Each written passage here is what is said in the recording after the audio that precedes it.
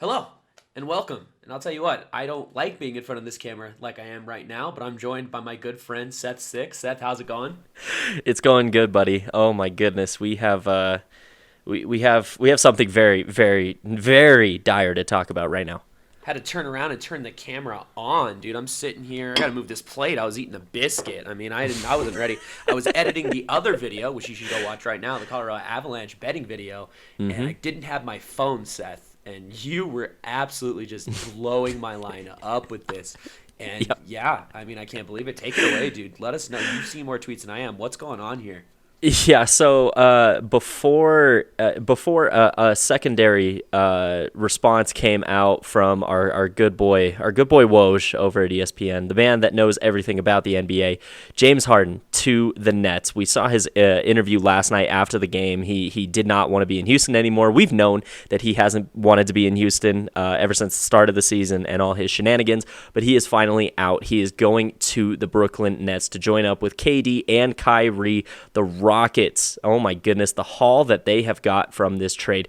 Karis LeVert, who they actually turned around and sent to the Pacers, along with, I believe, a second-round draft pick, is getting Victor Oladipo in for him. Originally, they got Karis LeVert, Dante Exum, Rodians, Yeah, Curix. yeah, I don't know, dude. He's gonna come off the bench. I've never heard of him before. Okay, So hold on, four. walk me through this right now, and I'm trying to edit some stuff on the side here to kind of get it through. Okay, So this is gonna be confusing. So James Harden goes to the Nets. yes, Just walk me through where everyone's at right now. James Harden's on the Nets. Karis James LeVert got Harden. sent to the Pacers. So originally, Karis LeVert was getting sent to the Rockets, but then they flipped him around and sent him to the Pacers for Victor Oladipo. Okay, and then Jarrett Allen and Tarion Prince Are got on the sent from Cavs. the Nets to the Cavs because three Yes. teams needed to be involved in order for this to even work. Yes, and the slew of draft picks that the Rockets got away from both teams. 4 first-round picks go to the Rockets. I believe those are from the Nets, and then 4 pick swaps are coming from the Cavs. It's an absolute mess. So Yeah. I don't want to. I'm not here so much to talk about the aspects of the trade, like well, obviously, but like here's the point for me. I think personally, and I need to know what you think. That's obviously why you're here. Otherwise, it would have just been a 5-minute video of me rambling and being biased. I Yeah. think that the Nets just sold. I think they just sold. I think they sold their championship chances kind of away. I know what you're thinking, where you're like James Harden is an incredible ball scorer, incredible in every way, right? But here's the thing: at least 2 of the people on that team now need the ball to score. Kevin Durant doesn't need the ball to score. He's an incredible scorer. It pains me to say it. He's the second best player in the NBA. Some would say the first, but I still think he's behind Braun. But he's not the point of this trade. It's Kyrie. Now you have Kyrie and Kyrie and James Harden in the same locker room. How is that going to work? I just don't like it. I don't like the fact that you just sold Karis LeVert away because people in the Nets locker room are calling him mini KD. He's been incredible. Jarrett Allen, now who's going to play center, DeAndre Jordan, he's old. Tarion Prince is gone. You just threw away the future. And let me say 2 things before you can take over. We've seen 2 teams sell the farm for picks. It was the Thunder, and the Nets have done it before. That's why I'm confused. The Nets just got out of this mess that they put themselves in when they sold for, what was it? It was Ray Allen, Paul Pierce, and no, it was Paul Pierce, Kevin Garnett, and someone else, right? They just Yeah. sold the farm for them back then, and it didn't work. And it was kind of the same thing. It was these older veterans in their 30s, and I think they're making the same mistake again. They were in the East. They just had to get there. They had a perfectly fine team, and now you just sent your entire bench depth away for James Harden. You're selling the farm, and we saw it with the Lakers last year. I know I told you I'll let you talk. Go ahead. But we saw it with the Lakers last year. Their bench was god awful almost, and they almost got tripped up by the Heat. Yeah. I come away from all of this today looking directly at the Houston Rockets. I think they are smiling, kicking back in their chairs, smoking a cigar. They're set for the future. And I know that present-day NBA is now looking at the Nets like an absolute giant. I'm not saying so much the serious fans, because obviously you can see through that, but the casual fans are like, oh my gosh, the Nets, they're going to be in the finals this year and next year. And obviously that's really super easy to think now that you see that there's a big three in Brooklyn. But oh my goodness, the draft capital that the Houston Rockets now hold with I'm going to say it, it's a content team over in Houston. They have a content starting five. It's not a great starting five. It's a content starting five now that they have Oladipo in there with John Wall. And they're going to make some moves with their draft capital that they have now. And, man, Houston and OKC, they can really do whatever they want. They can sit on those draft picks and draft away. Obviously, OKC has the far superior draft capital in the NBA over every other team. But Houston is now up there. They're stocking some draft picks. They're going to be making some moves here soon. The problem is, for me here, is Houston, they were in a pickle. They had to get rid of James. There was not much that they can do. But those draft picks, they won't be good if you're hoping that you're going to get what you are from the Nets. You're hoping that you're going to have that 2026 pick will probably be great. But the Nets are expecting to have a good stretch of greatness here from 2021 to 2025. And two of those picks, 3-4 of those picks, if they're unprotected pick swaps, and what the Nets are expecting is they're hoping they'll win this trade because those picks are going to be 31st, 29th, 27th, 20. Yep. And the thing is with the NBA draft, it's not like the NFL draft. Those late first-round picks aren't going to be starters. No. Most of them don't pan out. After you get past like 15, 17, I think Kawhi was picked like 15th, Klay Thompson was picked 12th. Once you get past that top 10, you dip into the 20s, you rarely ever find anything, any kind of gold there in that second half. And I just think that Houston, I know they were in this pickle, but in Brooklyn too, this isn't a good trade for either team. It's really not in the long haul if you're expecting what you're going to get. Houston is getting these picks, but if Brooklyn does well, those picks are going to be worth absolutely nothing. Who do they have? They have Oladipo now, right? So now they have Oladipo and John Wall. Now the starting lineup for the Houston Rockets: John Wall, Victor Oladipo. Oh God, here we go. PJ Tucker, Oladipo, PJ Tucker, Christian Wood, DeMarcus Cousins. Yep. They're not making the playoffs in the West. They're not making the playoffs in the West. They're just not. No. And Brooklyn doesn't have any depth. And you want to know what the problem is? What Bron has been an absolute consistency of physical health. What is the thing with KD and Kyrie? They're both made of glass. They're both made of glass when it comes to the playoffs. Yeah. There's a high chance that they get hurt. Kyrie just went out and partied. I mean, I think it's just going to get messy. There's too many big personalities in that locker room. It's not like Golden State. You think about the last time this worked with Golden State, okay? Golden State was Steph Curry. He's a guy that's like, hey, I'm going to take the way back. Klay Thompson, he's like, okay, I'm hands off. And that didn't even work because Draymond was the leader of that team. Draymond and Kevin started butting heads. I know that James Harden and Kevin Durant have worked before, but the thing was he was coming off the bench. Yeah. He came off the bench the entire time. I don't like this. I think there's a high chance for this to blow up in the Nets' face, and I would rather be Houston than Brooklyn right now because if you're in the Eastern Conference, now Brooklyn has so much pressure. Who's going to beat them? The Bucks? That's true. Laughable. Yep. The Heat? Laughable. Who else is there? Not Toronto. The 76ers?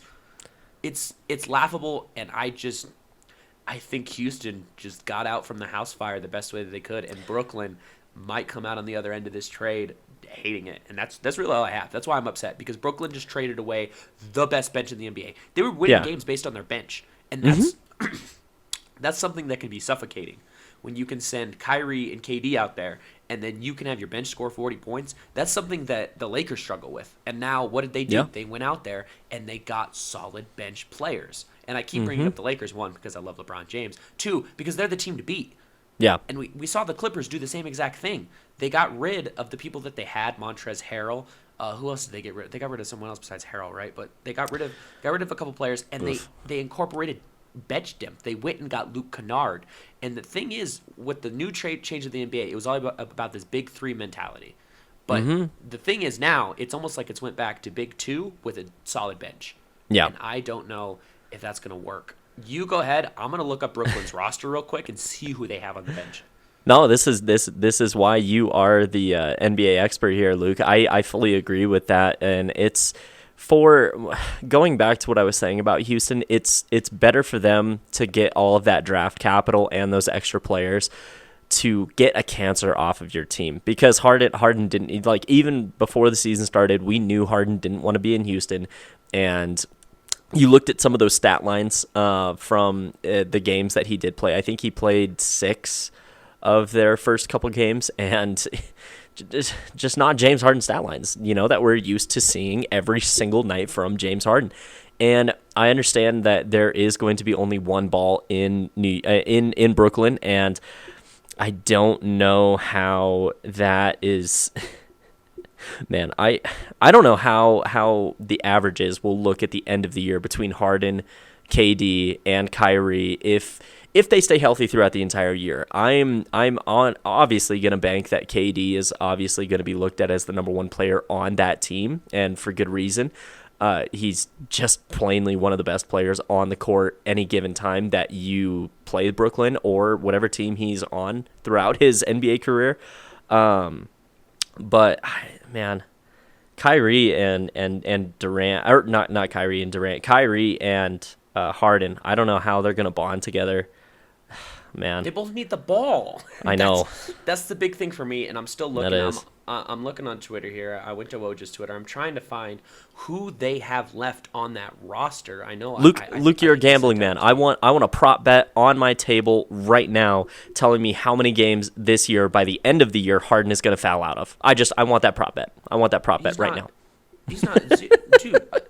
1.5. He's not going to foul out of any games. He doesn't play defense. But I can't. Okay, but he fouls. Okay, so currently I found it. Currently the Nets roster with the Harden trade. Okay, so they have Kevin Durant, James Harden, Kyrie Irving, DeAndre Jordan, Joe Harris.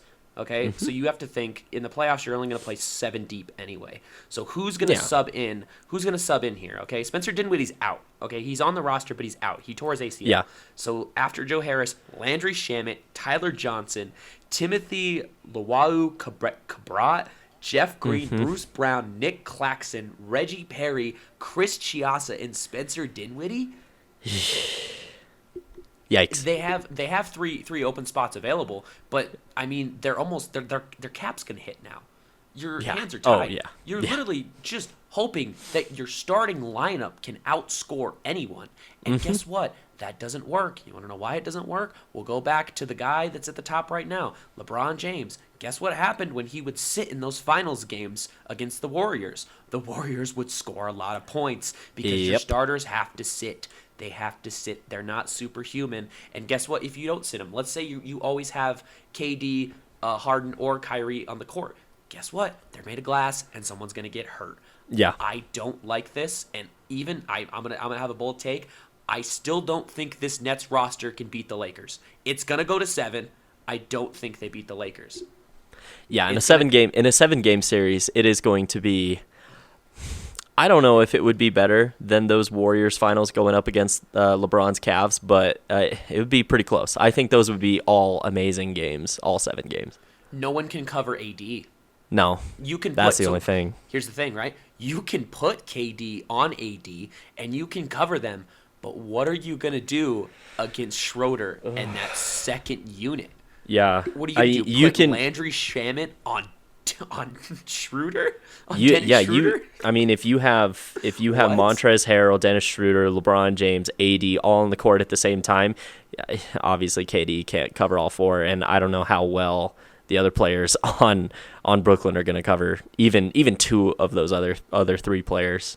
And even there, then you are always going to have a guy open. They can just stagger the playing time. Like, Frank Vogel's an incredible coach. You don't have to put everyone out there. You can play Schroeder on the second unit. Oh, yeah. And all of a sudden, now it's open. Because even if you're playing those guys, different minutes at different times, right? They're still tired. They're still going to be tired. James Harden, now we have to remember, James Harden is about 30 pounds overweight. Right? Right now, yeah. He is a big dude. He has to cut that weight. He's going to be incredible, but he has to cut that weight. He has to get back into shape. And it's just, I'm so glad that I'm not Steve Nash, because I can't think about how you're going to set up this offense. What are you? Dude. Kyrie won't play off the ball. You want to know why he won't play off the ball? We saw it in Cleveland. He'll complain about it. We saw it in Boston. Yeah. He'll complain about it. He is now the third best player on this team. Do you think he likes that? Because Yeah. I don't think he does. No. He doesn't like it. No, he This isn't definitely what he signed definitely up for. doesn't. And just to your point again, Luke, I didn't mean to interrupt you, but for a first-year head coach, your head just has to be spinning right now because you are presented with 3 of potentially top 10 scorers in the league currently. I would say that's a fair Three of the assessment greatest scorers for to ever touch the basketball. Sorry to cut you off. Yeah. You're blessed with No, 3 you're of the fine. greatest scorers to ever touch the Yeah. basketball. Go ahead. Like, But that's now literally what it is. but now you have to manage that, and they need the ball. Obviously, there's only one ball at the court at one time. I'm repeating myself here. How do you manage that in your first year as a head coach? Oh, man, what a job! What a job! Getting paid millions to do that. Yeah, I mean, I've just been staring at my laptop the entire time, trying to think of what's happening. But that's what it is. That's where it's Yeah. been. And I mean, do you have anything else to say? Because I'm ready. I'm ready to just rip this apart. I can't wait to see the absolute Knicks. chaos. Go Knicks. Go Honestly, Knicks. the Knicks. Dude. Go Knicks. Well, you know what?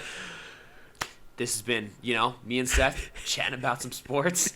Leave a comment below, drop a like, make sure you smash that subscribe button. Let's get out of here.